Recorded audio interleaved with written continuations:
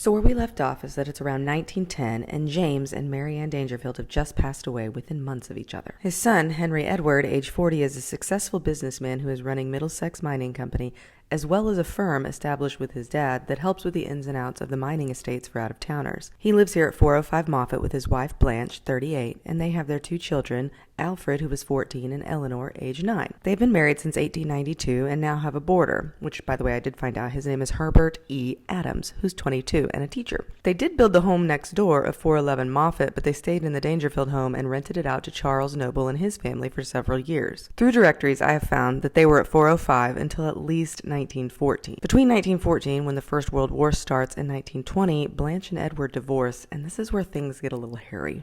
We see that Alfred had registered for the World War I draft in 1917, however no records show that he served, and a census record shows Blanche renting a house in Columbia, Missouri, going by her husband's name H.E., with only her daughter Eleanor in January of 1920, and she lists herself as widowed. Tragedy strikes in 1920 and sends the family into even more chaos when Eleanor dies at the age of 18 from pneumonia.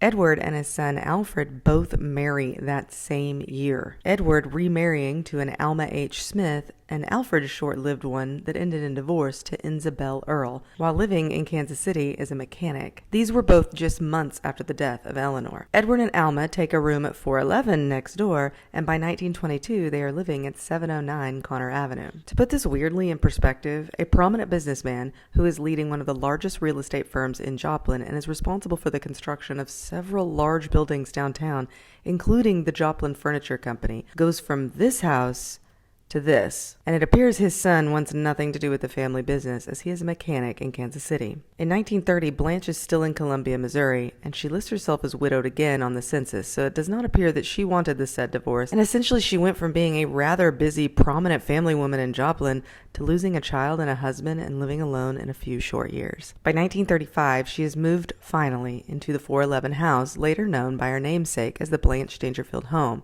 and lived there with her son Alfred and his second wife Gracie Marshall. Gracie passes away in 1938, and Alfred remarries again to Letha Allendorf. All three live in the home until Blanche passes away in 1954, Alfred in 1969, with Letha living there until her death in 2003.